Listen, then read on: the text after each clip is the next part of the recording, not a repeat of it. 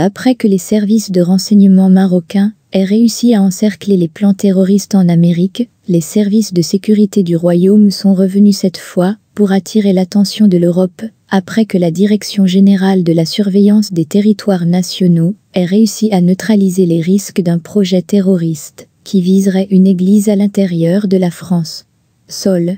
Et les services secrets marocains ont fourni des informations précises à leurs homologues français, ce qui leur a permis d'éviter des actes terroristes de l'organisation ISI, et cela concerne des données concernant un citoyen français d'origine marocaine qui s'apprêtait à commettre un attentat contre une église dans ce pays européen.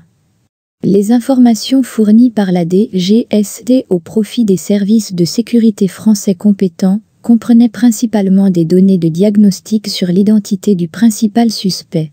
Le service de renseignement marocain a également fourni à son homologue français des données d'identification électronique présentant un intérêt pour les personnes concernées. Mustapha Touza, analyste politique, a déclaré que les stocks de renseignement marocains sont très élevés dans les cercles européens et américains, pour la simple raison de leur contribution efficace à la participation à la déjudiciarisation des opérations terroristes, qui auraient pu provoquer un bain de sang dans ces pays. Et Touza a estimé, dans un communiqué au journal en ligne Express, que le système de sécurité marocain témoigne de sa capacité à pénétrer les cellules des organisations terroristes, qui ciblent ces pays en utilisant des méthodes et des techniques auxquelles, jusqu'à présent, les services de renseignement occidentaux ne peuvent pas recourir et employer. L'analyste basé à Paris a souligné qu'à l'heure où les services de sécurité des pays occidentaux parient sur le siège numérique et la poursuite des groupes terroristes, l'expérience marocaine continue de miser sur l'élément humain,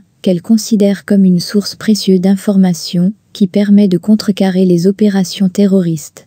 Et le même expert a déclaré que cette stratégie a permis au Royaume du Maroc de jouer les premiers rôles dans la guerre internationale contre le terrorisme, en particulier la guerre de l'ombre basée sur la pénétration et les frappes préventives. Touza a attiré l'attention sur le fait que cette stratégie a fait du Maroc un acteur incontournable, dont les services sont de poursuivre les organisations terroristes et de déjouer leurs plans.